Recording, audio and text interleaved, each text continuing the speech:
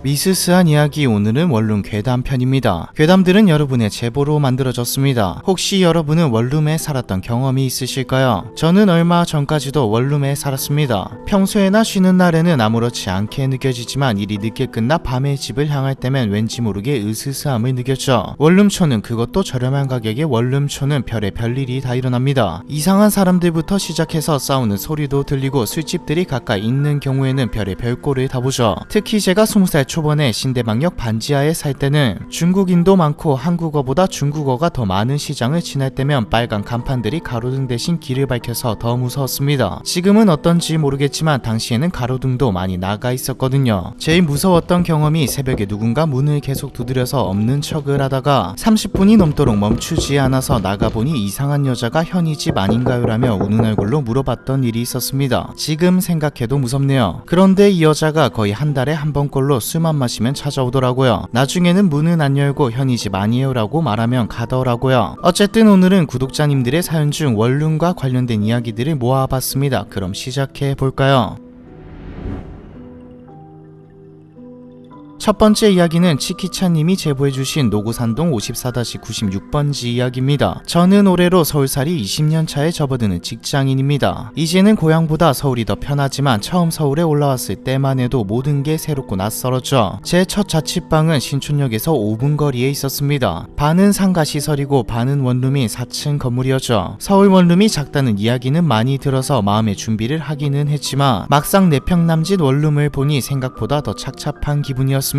싱글 침대와 미니 냉장고만 있어도 방이 꽉 차는데 제가 덩치가 있는 편이라 더 비좁게 느껴졌죠. 그래도 학교에서 그렇게 멀지도 않으면서 예산에 맞출 수 있는 집이 거의 없어서 서둘러 계약을 했습니다. 부동산에서 지금 계약 안 하면 바로바로 나간다고 말해서 급한 맘에 계약한 감도 있었고요. 그렇게 자취를 시작하고 한동안 집 학교만 왔다 갔다 하다가 같은 과 애들끼리 술 한잔하고 집으로 들어가는 길이었습니다. 그날따라 술이 좀 모자라는 느낌이 들기도 하고 11시 조금 넘었을 때라 슈퍼에서 소주와 과자 몇 봉지를 샀죠. 집에 가서 더 마시고 자자 생각했는데 그 비좁은 원룸에서 술 친구도 없이 혼자 마실 생각을 하니 참 싫더라고요. 느릿느릿 건물로 들어가는데 지하에 있는 노래방 간판이 보였습니다. 원래 노래방을 좋아하는 편도 아니고 그때만 해도 혼자 노래방 가는 사람이 거의 없을 때인데 이상하게 더 놀고 싶은 마음이 들었죠. 한번 들어가 볼까 싶어 입구 앞을 서성거리는데 젊은 여자 두 분이 저를 지나쳐 지하로 내려갔습니다. 두 분 다 짧은 치마에 화려한 차림이었는데 저한테 한 말인지는 모르겠지만 귀엽다고 하면서 지나가셨죠. 원래는 숙맥인데 술도 마셨겠다. 이상하게 한번 가보자는 생각이 들더라고요. 여자분들 뒤를 홀린 사람 마냥 쫓아 들어가니 연세 지긋한 남자 사장님이 카운터에 앉아있고 먼저 들어간 여자 두 분은 냉장고에서 음료수를 꺼내고 있었죠. 사장님은 저를 위아래로 훑어보며 몇 명이냐고 물어봤습니다. 혼자 왔다고 대답하니 원래는 1시간에 4만원인데 3만원만 내라고 했죠. 깎아준 것인데도 평소 가던 노래방보다 훨씬 비쌌습니다. 평소 같으면 금액을 듣자마자 도망치듯 나왔겠지만 냉장고 앞에 여자분들이 신경 쓰이면서 이상한 오기가 생겼죠. 내가 이 정도도 못 놀겠냐 하는 마음이 들었습니다. 다행히 생활비가 아직 남아있을 때라 1시간만 놀 생각으로 자신있게 카드를 건넸죠. 사장님은 혼자 놀 거냐고 재차 물었고 그렇다고 대답하니 뭔가 못마땅한 눈초리로 밖에서 사온 술은 룸에서 먹지 말라고 술은 따로 주문해야 한다고 말했죠. 그제야 검은 비닐봉지를 들고 들어온 게 쪽팔려 얼굴에 열이 나더라고요. 대충 알았다고 대답하고 방으로 들어가는데 여자분들은 방에 안 들어가고 냉장고 앞 의자에 앉아 저를 힐끗거리고 있었습니다. 이때는 저한테 관심이 있어서 그런 줄 알았는데 지금 생각해보면 일반 노래방이 아니라 도우미들이 나오는 유흥주점이었고 그분들도 직업 여성분들이었죠. 사장님이 왜 혼자 놀 거냐고 물었는지도 이해가 갔습니다. 후에 선배들한테 들은 이야기인데 노래방 간판에 하트 표시가 있으면 도우미를 부를 수 있는 곳이라고 하더군요. 솔직히 말하면 저도 취기에 여자친구도 없는데 여자랑 놀 수 있을까라는 생각에 들어간 것이기도 하고요. 하지만 어떻게 말해야 여자분들이랑 놀 수 있는지도 몰랐고 무엇보다 이미 노래방 값에다 술까지 하면 너무 돈을 많이 쓴 거 아닌가라는 생각이 들어 여자분들을 부를 생각을 못했습니다. 어두침침한 룸에 혼자 있자니 갑자기 술이 깨면서 돈이 아까워지기 시작했죠. 그냥 나갈까 하다가 이미 돈까지 냈는데 돈값은 하고 가자 생각했습니다. 그렇게 몇 곡인가 신나게 노래를 부르는데 얇은 벽 너머로 누군가 싸우는 소리가 들렸습니다. 처음에는 신경 안 쓰려고 했는데 신랑이 하는 소리가 한참 한참이어져 궁금한 마음에 슬쩍 문을 열어봤죠. 들어올 때 봤던 여자분이 복도에서 어떤 남자와 대치 중이었는데 자세히 보니 눈에 익은 얼굴이었습니다. 같은 건물 2층에 사는 아저씨였죠. 제가 집에서 나가는 시간에 항상 아저씨도 어딘가 갔기에 서로 인사는 안 했지만 얼굴은 알고 있었습니다. 평소에는 점잖고 조용해 보였는데 무슨 실수를 한 건지 여자분이 뭐라고 따져 묻고 있었죠. 아저씨는 대답 없이 싱글싱글 웃는 얼굴로 여자분 팔을 붙잡고 방으로 끌고 들어가려고 하는 것 같았습니다. 이 정도의 소란이 일어났는데도 사장님은 어디 갔는지 보이지 않았죠. 끼어들면 안 될 것 같아서 문을 닫으려고 하는데 그 여자분이랑 눈이 마주쳤습니다. 그분이 저를 보며 도와달라고 말하는 바람에 하는 수 없이 복도로 나올 수밖에 없었죠. 그런데 아저씨가 저를 알아본 건지 저를 뚫어져라 쳐다보다가 여자분 팔을 놓고는 혼자 룸 안으로 들어갔습니다. 저도 한동안 멋쩍게 서 있다가 돌아섰죠. 방으로 들어가려던 때 어렴풋이 여자분 하는 말이 들렸습니다. 저거 완전 사이코라고 소름 돋는다는 이야기였죠. 아저씨가 여자분들에게 무슨 이상한 짓이라도 했나? 그런데 여기 원래 그러려고 오는 곳 아닌가? 도대체 무슨 짓을 했길래 저런 말을 듣는 거지라는 생각이 들었습니다. 저는 룸으로 돌아간 후 술도 깨고 기분이 완전 잡쳐서 얼마 안 있다 바로 집으로 올라왔고요. 그리고 다음날 학교 가려고 집을 나서는데 누가 쓰레기 봉투를 터트리기라도 했는지 집 앞이 잔뜩 어질러져 있었습니다. 분명히 어제 집에 들어갈 때만 해도 깨끗했는데 말이죠. 기분 나빠서 발로 대충 치우면서 지나가는데 운동화 끝에 젖은 비닐 같은 게 보였습니다. 자세히 보니 다 쓴 콘돔이었죠. 너무 더러워서 저절로 쌍욕이 나왔습니다. CCTV도 없어서 어떤 미친놈이지 생각하며 현관문 앞에 쓰레기들이 욕하면서 치웠죠. 이때까지도 그리 대수롭지 않게 생각했습니다. 하지만 악몽은 이때부터 시작이었죠. 이후로도 누군가 저희 집 앞에 여자 스타킹, 눅눅한 휴지 덩어리, 동그랗게 뭉친 머리카락 같은 이상한 쓰레기를 버려두고 갔습니다. 현관문에 다 쓴 파스나 진물이 묻은 반창고가 붙어 있을 때도 있었고요. 더럽고 깨끗한 걸 떠나서 누군가 몸에 붙였다 뗀 것을 의도적으로 가져다 놓으니 찝찝해 죽을 지경이었죠. 저는 약이 바짝 올라 누구인지 잡히면 가만 안 두겠다는 생각을 하고 있었습니다. 물증은 없었지만 내심 아래층 아저씨가 한 짓이라고 생각하고 있었죠. 노래방에서 그 아저씨와 마주친 다음 날부터 쓰레기가 생기기 시작했으니까요. 한 번은 새벽까지 과제하느라 깨어 있었는데 현관문 쪽에서 인기척이 느껴졌습니다. 사실 마음속으로는 잡히면 가만 안 두겠다라는 생각은 했지만 마주하기는 무섭더라고요. 누구냐고 물었더니 후다닥 도망치는 소리가 들렸습니다. 범인이 건물 밖으로 도망칠 거라고 생각해 곧바로 창문을 열고 밖을 내다보았는데 한참을 기다려도 나오는 사람이 없었죠. 밖으로 나가는 사람이 없다는 말은 같은 건물에 사는 사람 짓이라는 뜻이었습니다. 저는 이 모든 이야기를 집주인 아줌마에게 하고 CCTV를 달아달라고 부탁했지만 조만간에 달아주겠다는 말뿐 달라진 건 없었습니다. 생각 같아서는 당장 아저씨를 만나 단판을 짓고 싶었지만 증거도 없는데 무작정 아저씨에게 따질 수도 없는 노릇이었죠. 그러다 어느 날 비오는 새벽 기말 과제를 겨우 끝내고 잠이 들었는데 어디선가 쿵쿵 울리는 소리가 들렸습니다. 비몽사몽 일어나 앉았는데 아무 소리도 안 들렸죠. 꿈을 꾼 건가 싶어 다시 누웠는데 아래에서 쿵쿵 진동 같은 게 느껴졌습니다. 진동의 근원지가 아래층이란 걸 깨닫고는 문을 열고 내려가 보니 한 집에서 음악을 엄청 크게 틀어놨더라고요. 잠이 깨면서 오냐 잘 걸렸다 싶었습니다. 이 집이 아저씨가 사는 집이었거든요. 그 아저씨는 문을 두드리니 안쪽에서 들리던 음악 소리가 뚝 끊기고 누구세요 하는 말소리가 들렸습니다. 위층 사는 사람인데 너무 시끄러워 내려왔다고 하니 얼마 안가 문이 열리고 그 아저씨가 나왔죠. 만나기만 하면 우리 집 앞에 쓰레기 버리는 거 당신 아니냐고 따져 물으려고 했는데 막상 마주하니 입이 달라붙은 듯 아무 말도 나오지 않았습니다. 그 아저씨는 친절해 보이는 얼굴로 입가에 묘한 미소를 띠고 저를 쳐다보는데 왠지 모르게 섬찟한 기분이 들었죠. 눈동자는 기름을 바른 것처럼 번들거리는데 저도 모르게 짐승의 눈 같다는 생각을 했습니다. 친절하고 말도 하고 있고 분명 사람인데 뭔가 이성을 잃은 듯한 눈빛이었죠. 씻다가 나온 건지 아저씨의 짧은 머리카락에서는 물방울이 뚝뚝 떨어지고 있었습니다. 그 순간 현관 센서 등이 꺼졌는데 이상하게도 집안의 불은 다 꺼져 있는 상태였죠. 머리를 보면 분명 자다가 나온 게 아닌데 말이죠. 제가 오물쩡거리고 서있자 아저씨는 뒤를 돌아보며 무언가 고민하는 듯 하다가 알겠으니까 노래 끌 테니까 올라가 보라고 손짓하고는 문을 닫았습니다. 눈에만 집중해서 몰랐는데 손짓할 때 손을 보니 한쪽에만 장갑 같은 걸 끼고 있는 게 보였죠. 저는 그 길로 집으로 뛰어 올라왔고 그 후로는 집 앞에 어떤 쓰레기가 있든 아래층에서 새벽 내내 무슨 소리가 들리든 그 아저씨와 조금이라도 관련된 것 같은 일에는 아예 관심을 껐습니다. 노래방 여자분이 왜 사이코 같다고 했는지 알 것 같았죠. 뭔가 압도된 것 같다고 해야 할까요? 사실 저는 체육을 전공했기에 어디 가서든 주눅 들거나 쫄았던 경험이 별로 없습니다. 하지만 그날 아래층 아저씨 훗날 대한민국을 발칵 뒤집어 놓은 연쇄살인마 유영철을 마주했을 때는 완전히 겁을 먹은 상태였죠. 상태였죠. 제가 그날 본 유영철의 눈빛은 사람으로 보이지 않았습니다. 언제든 찌르거나 자를 수 있는 살인자의 눈이었죠. 유영철에 대한 다큐를 보면 집안으로 사람을 유인해 살해한 뒤 베토벤의 운명 교향곡 같은 음악을 들으며 시체를 훼손했다는데, 제가 새벽마다 들었던 소리도 누군가 죽이고 토막내는 소리였을까요? 혹시 제가 찾아간 그날의 새벽에도 절 죽일지 말지 고민했던 걸까요? 지금이야 이후에 이사도 했고 시간이 지나 괜찮아졌지만 뉴스에 유영철의 얼굴이 나오던 순간을 잊을 수가 없습니다.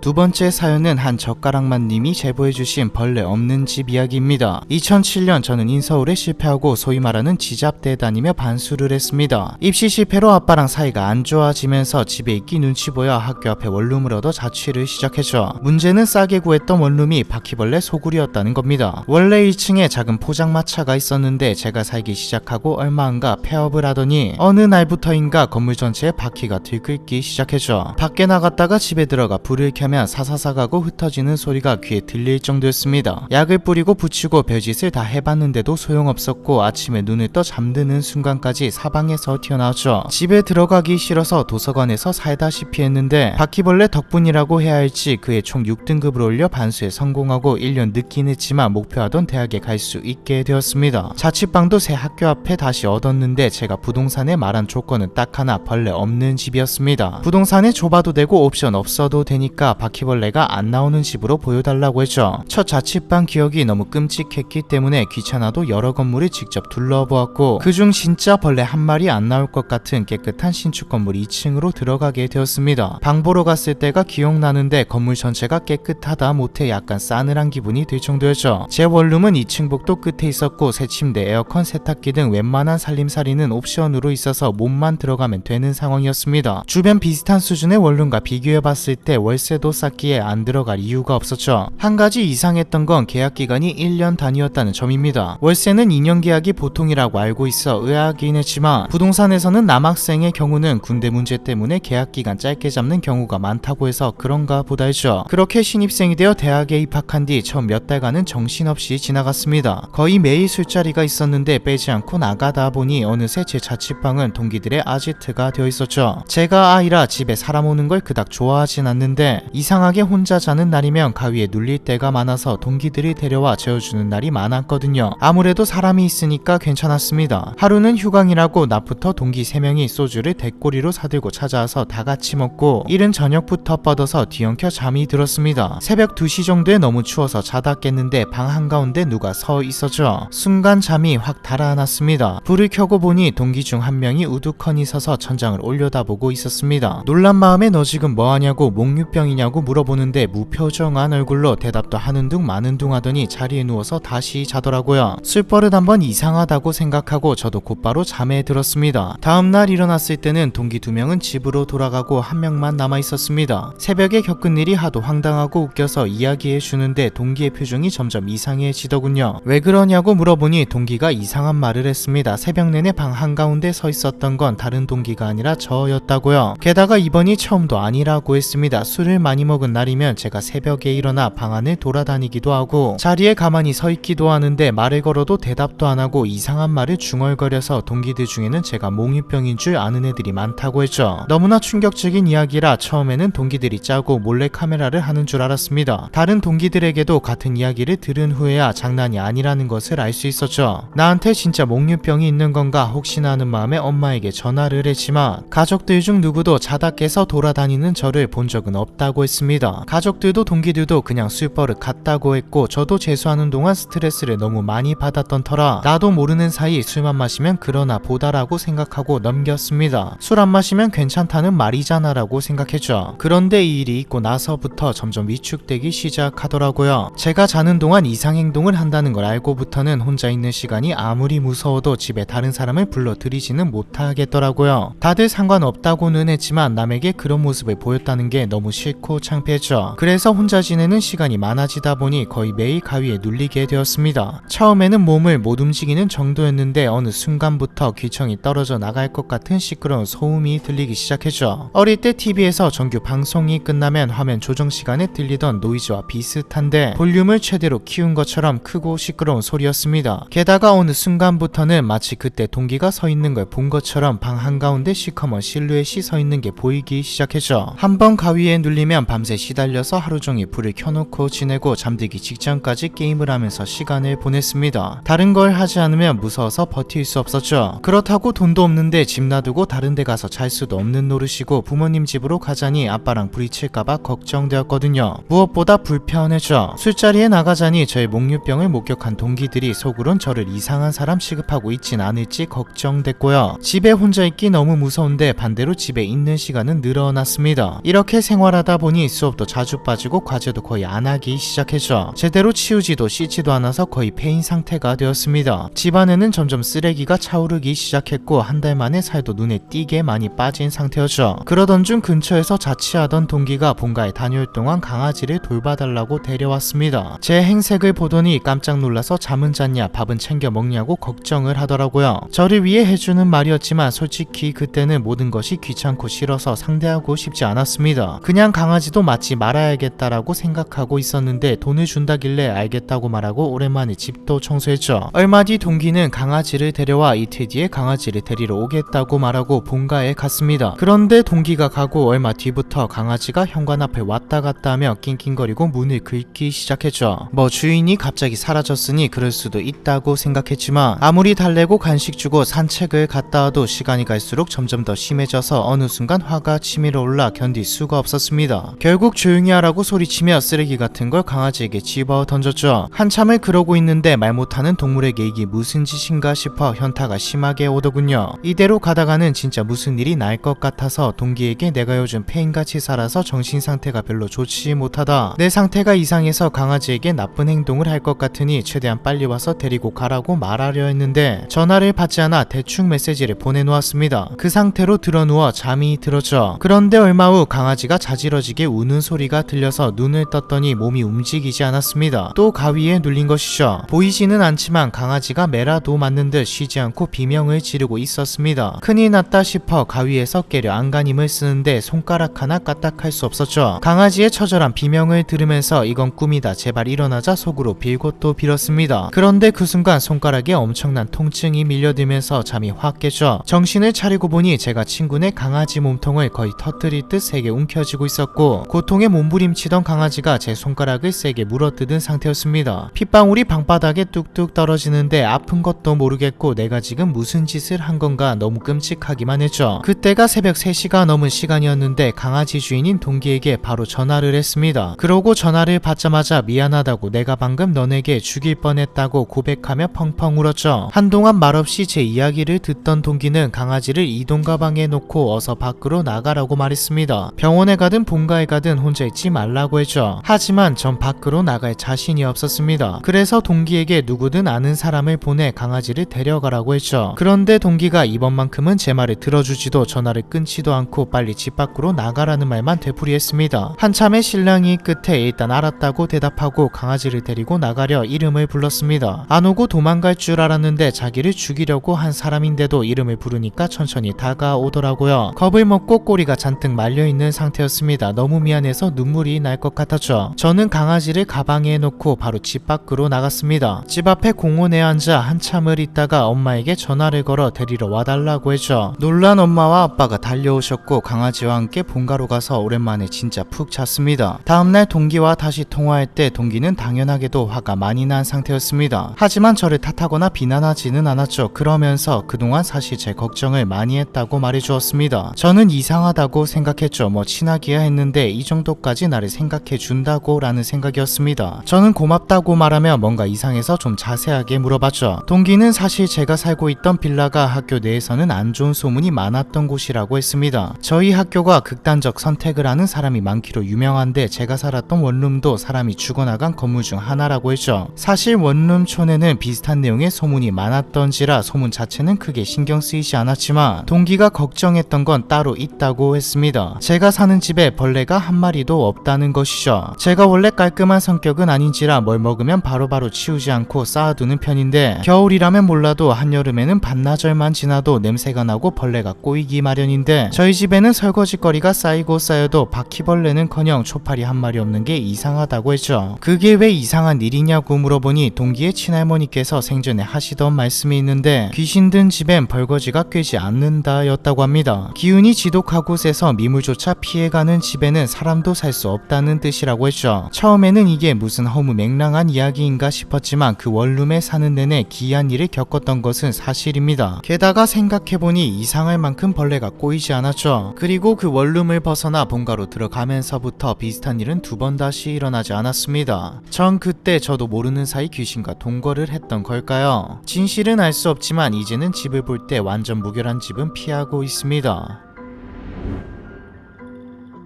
네 번째 이야기는 하루살이님의 귀신과의 동거 이야기입니다. 당시 저는 서울에 있는 대학교에 다니느라 지방에서 올라와 기숙사에 살다가 추첨에 떨어져서 하루아침에 오갈 데 없어진 상황이었습니다. 참고로 저희 학교 기숙사는 학점, 집까지의 거리 등등 배정심사 기준은 따로 없고 입주 신청한 인원을 대상으로 랜덤 추첨해서 배정하는 형식이라 정정 신청 같은 것도 따로 없었죠. 저처럼 서울에 연고가 없는 지방인은 당장 머물 곳이 없어 바로 들어갈 수 있는 자취방을 찾아야 했습니다. 그런데 학기 중이라 학교 주변 원룸 매물이 잘 없는 데다가 있다 하더라도 최소 50만원부터고 관리비도 따로라 제 형편에는 너무 비싸더라고요. 하는 수 없이 학교에서 조금씩 멀어져 30분 거리에 있는 다세대 주택가에 한 반지하 원룸에 계약을 하게 되었죠. 집 찾는 과정이 쉽지만은 않았지만 막상 계약까지 하고 나니까 남이랑 함께 쓰는 공동 공간이 아니라 나만의 집이 생겼다는 사실이 좋기도 했습니다. 이제 코고는 룸메이트 때문에 귀마개 하고 잘 일도 없다 싶었죠. 짐이라고 따로 옮길 것도 많지 않아서 한방에 이사를 완료하고 이제 본격적으로 자취 라이프를 즐길 생각에 들떠 잠이 들었는데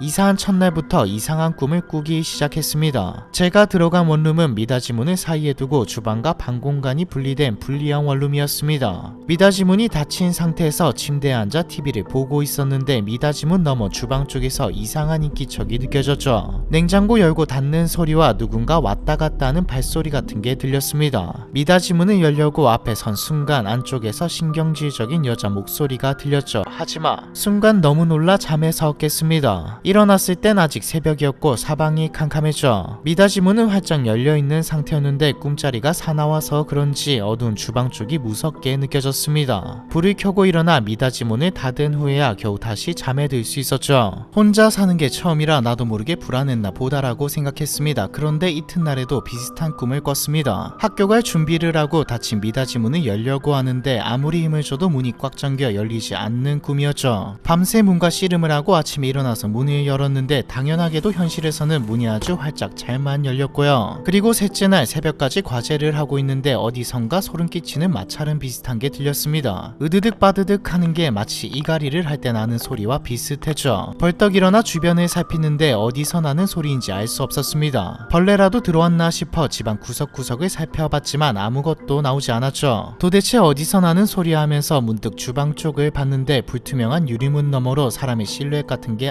어른거렸습니다. 미닫이 문을 열어보니 싱크대 앞쪽에 낯빛이 안 좋은 여자가 보였죠. 팔이며 다리는 앙상하게 말랐고 눈가는 거무튀튀하게 푹 꺼져 있었습니다. 산송장과 다름없는 모습이었고 누구냐고 물어도 대답이 없었죠. 여기 저희 집인데 누구세요? 답답해서 누구냐고 재차 물어보니 여자는 그제야 느리게 고개를 들어 저를 바라봤습니다. 그리곤 입술을 달싹이며 뭐라고 하는데 말소리가 작아 뭐라고 하는지 알아듣는데 한참이 걸렸죠. 죄송한데 저 여기서 살게 해주면 안 돼요. 남자 혼자 사는 집에 갑자기 여자가 찾아와 같이 살게 해달라니 황당하기만 했습니다. 솔직히 제 스타일도 아니어서 저는 안 된다고 어서 나가라고 단호하게 이야기했죠. 여자는 더 작아진 목소리로 몸을 웅크리며 말했습니다. 월세 낼게요. 제가 갈 데가 없어서 그래요. 짜증도 나는데 한편으로는 얼마 전까지 저도 오갈 데 없이 발만 동동 굴렀던 게 떠오르더라고요. 이 여자도 나만큼이나 아니 어쩌면 나보다도 딱한 처지구나 싶었습니다. 사실 지금 생각해도 말도 안 되는 거긴 한데 꿈이라서 그랬던 것 같습니다. 또 당장 나가라고 계속 재촉하며 무슨 일이 날 것만 같은 불안감도 있었고요. 그래서 별다른 저항 없이 편할 대로 하세요 그럼 하고 미닫이 문을 닫았죠. 다음날 아침에 꿈에서 깨어 생각해보니 아무리 꿈이라고 해도 생판 모르는 남에게 살아도 된다고 허락한 제 자신이 어이가 없더라고요. 그런데도 딱히 악몽이라는 생각은 안 드는 게 가위에 눌린 것도 아니고 그냥 꿈 내용이 뒤숭숭하다고 느끼는 정도였습니다. 그러고 한동안은 잠잠하게 지나갔던 것 같습니다. 그러다가 엄마한테 전화가 와서 이런저런 이야기를 하다가 3일 연속으로 이상한 꿈을 꿨다고 이야기했죠. 엄마는 개꿈이라고 말씀하셨습니다. 동기들과 선배들에게도 이야기했는데 그때마다 귀신이 월세 내주면 개꿀 아니야 하는 반응뿐이었죠. 그런데 말이 씨가 되었는지 이쯤부터 갑자기 운빨이 엄청 좋아지더라고요. 총학생의 주점에서 돌림판을 했는데 최신 핸드폰이 당첨되고 술집에서 행운번호 이벤트에 참여했다가 치킨 쿠폰에 당첨되는 시기였습니다. 이외에도 소소한 이벤트에 당첨이 많이 됐는데 나중에는 소문이 나서 동기들이 중요한 일이 있을 때 기운받아간다고 저에게 찾아오기도 했죠. 설마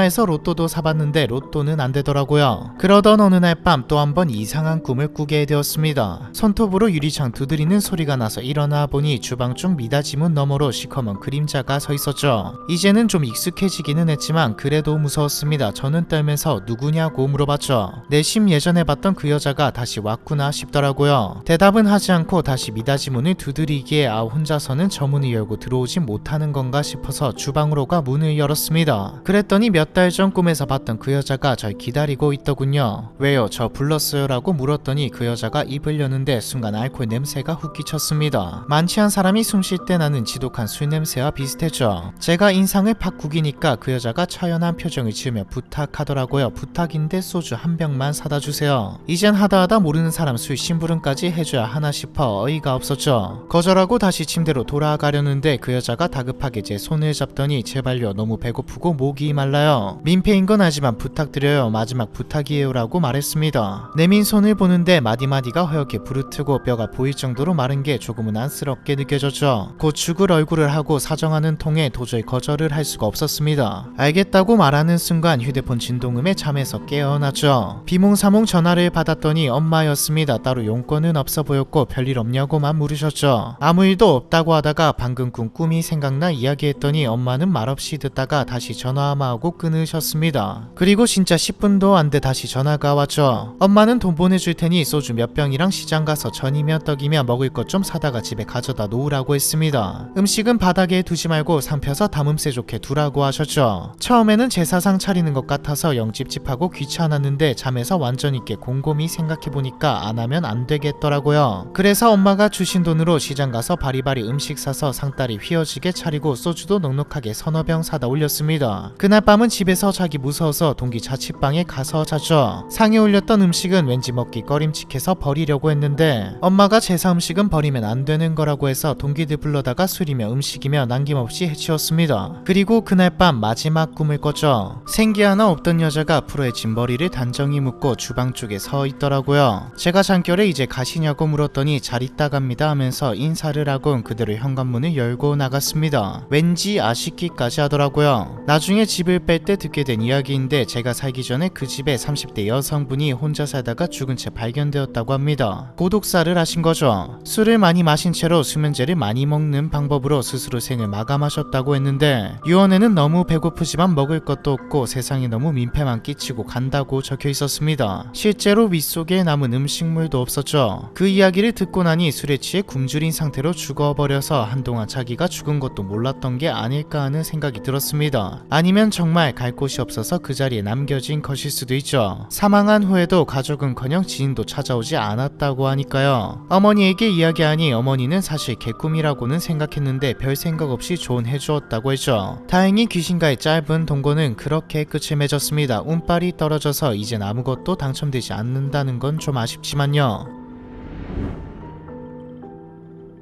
다섯 번째 이야기는 익명으로 제보해주신 자취방의 침입자 이야기입니다. 번호나 메일도 안 남겨주셨는데 사연에 채택되면 소정의 상품을 보내드리니 가능하다면 번호나 메일을 남겨주시면 감사하겠습니다. 당연히 영상에서는 실명을 더불어 개인정보도 밝히지 않고 저희도 따로 수집하지 않으니 안심하시고 보내주셔도 괜찮습니다. 15년도 더 된 일이지만 아직도 생각할 때마다 치가 떨리는 이야기가 있습니다. 얼마 전 대학 동기들과 만나 술 한잔 하다가 불현듯 옛날 일이 떠올라 제보해봅니다. 저는 저는 20살 무렵부터 자취를 시작했습니다. 첫 자취방은 학교 바로 앞에 위치한 원룸이었죠. 비교적 신축 건물인데다 나름 보안 시스템이 잘 정비되어 있어 저처럼 지방에서 올라와 혼자 사는 여자가 많았습니다. 그런데 입주하고 두어 달 됐을 무렵 이상한 일이 생기기 시작했습니다. 제가 당시 과외를 하나 하고 있었는데 학생 스케줄에 맞춰 매주 수요일 밤 9시부터 11시까지 수업을 했죠. 과외 끝나고 오면 자정이 다 된 시각이라 바로 씻고 잠들기 바빴는데 이상하게 늦게 들어오는 날이면 내 집이 내 집처럼 느껴지지 않고 묘하고 낯설고 꺼림칙한 느낌이 들곤 했습니다. 처음 몇 번은 기분 탓인가 보다 하고 넘겼죠. 그런데 한 번은 씻으려고 욕실에 들어갔다 누가 샤워기로 변기컵에 물을 뿌린 것처럼 물방울이 남아 있었습니다. 비누도 살짝 붙어 있는 것 같았고요. 제가 아침에 샤워할 때 물이 튀었다고 해도 자정 가까운 시간이 되도록 물기가 마르지 않았을 리 없었죠. 그 이후에도 TV 리모컨 위치가 바뀌어 있다거나 컴퓨터 본체에 열기가 남아 있다거나 하는 일이 계속 벌어졌습니다. 마치 누군가 제가 없을 때 집에 들어오고 있는 것 같았죠. 비밀번호를 알고 있던 건 저와 부모님 뿐이고 그나마도 이상한 일이 생기고서 비밀번호를 여러 차례 바꿔 이젠 부모님조차 모르는 상태였습니다. 친한 친구나 동기들이 몇 번 집에 다녀가긴 했지만 비번을 알려주거나 공유한 적은 없었죠. 이런 상황에 집에 몰래 들어올 수 있는 사람이 누가 있을까 곰곰이 생각해보니 딱 한 명밖에 떠오르지 않았습니다. 바로 5층 주인집 아들이었죠. 주인집에 제 나이대와 비슷해 보이는 아들이 하나 있었는데 어린 나이지만 부모님 대신 건물 관리를 하는 것 같았거든요. 부모님은 그 건물이 워낙 깨끗하고 보안 설비도 잘 돼 있어 안전하다고 생각하고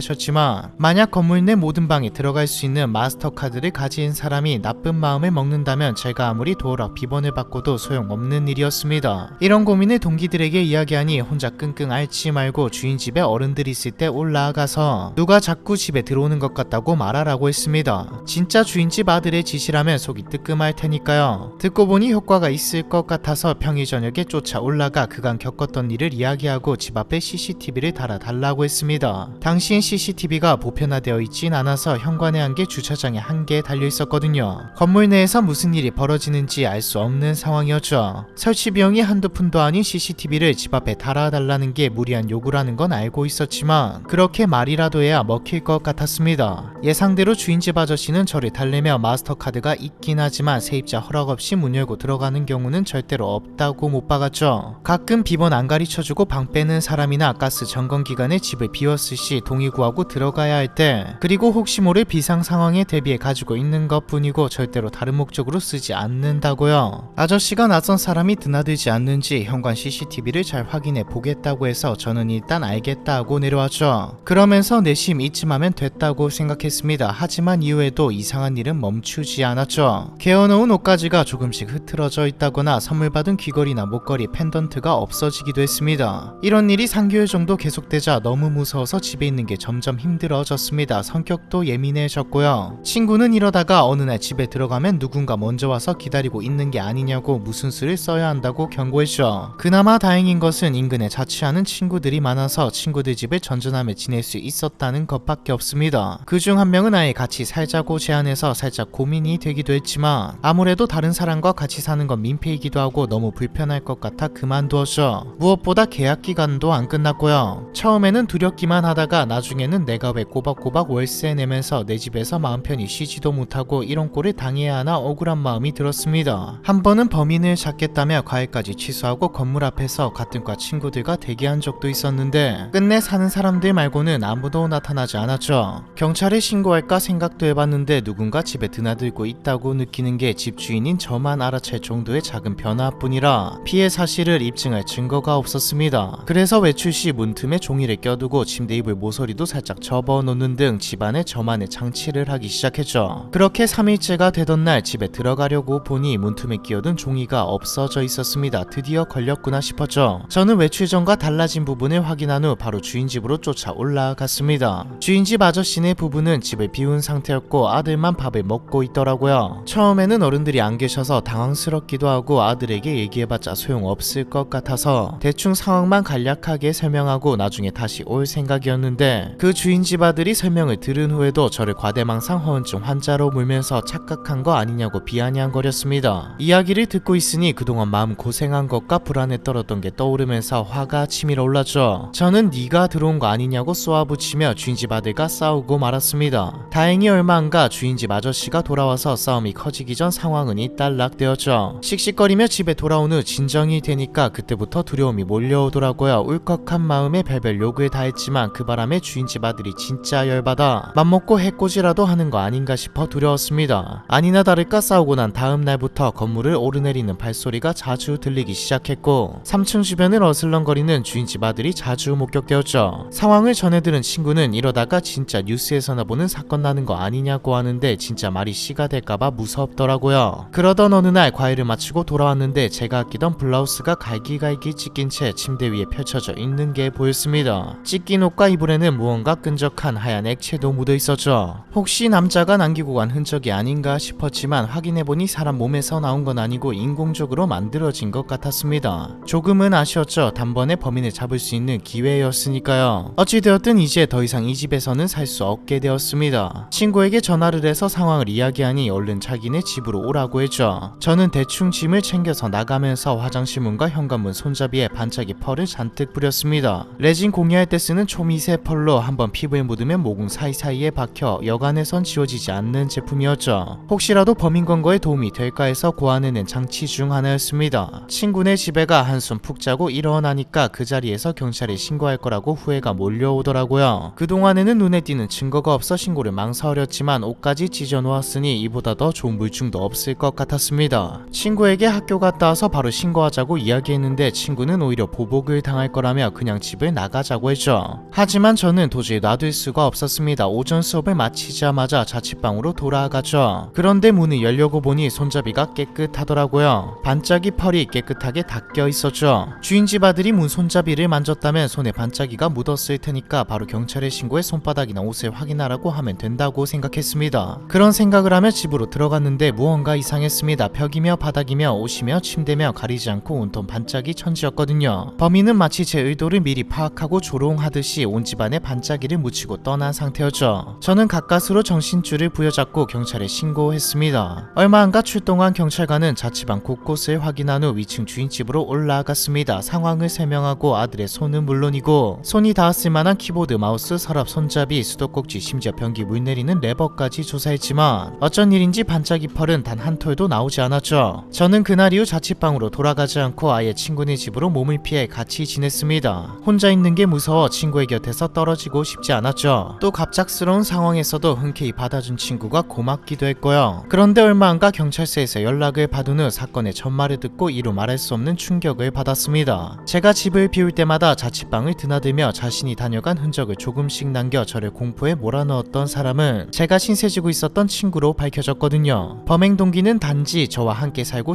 싶어서였습니다. 그러니까 단지 저와 같이 살고 싶다는 이유로 제가 집을 비울 때마다 몰래 들어가 누군가 다녀간 것을 눈치챌 정도로, 하지만 경찰에 신고는 할 수 없게 수위를 조절하며 수상한 흔적을 남겼던 것이죠. 제가 공포에 질려 떨 때마다 선심 쓰듯이 무서우면 오늘 우리 집에서 자고 가도 돼 했던 것도, 집에서 일어난 일을 얘기할 때마다 온갖 잔인하고 무서운 강력 사건을 늘어놓았던 것도 모두 같이 살기 위한 작전 중 하나였습니다. 나중에야 안 사실이지만 범인으로 몰려 조사까지 받았던 주인 집내 아들이 너무 억울한 마음에 범인을 직접 잡으려고 현관과 주차장 CCTV 및 자신의 캠코더까지 동원해 건물을 드나든 사람을 일일이 확인했고 그 안에서 건물에 자주 드나들지만 세입자가 아니었던 한 사람, 그 친구를 찾아내 경찰에 신고한 것이라고 하더군요. 사건의 전말을 다 전해 듣고서야 주인집 아들에게 뒤늦은 사과를 했는데 얼마나 미안했는지 모릅니다. 그 친구가 어떻게 되었는지도 궁금하실 텐데 제가 일부러 떠벌리고 다닌 적은 없지만 그 친구가 저지른 일들이 학교 내에도 알려지면서 학기 내내 눈총을 받았고 친한 사람 하나 없이 혼자 다니다 졸업했죠. 얼마 전 술자리에서 근황을 전해 들었는데 제법 큰 회사에서 팀장 자리에 올랐다고 하더군요. 도대체 걔는 무슨 정신에 그런 행동을 했을까 아무리 생각해도 이해할 수 없었죠. 부디 사는 동안 다시 마주칠 일이 없기를 바라고 있습니다. 미스스한 이야기 원룸 괴담편, 이번 편은 여기까지입니다.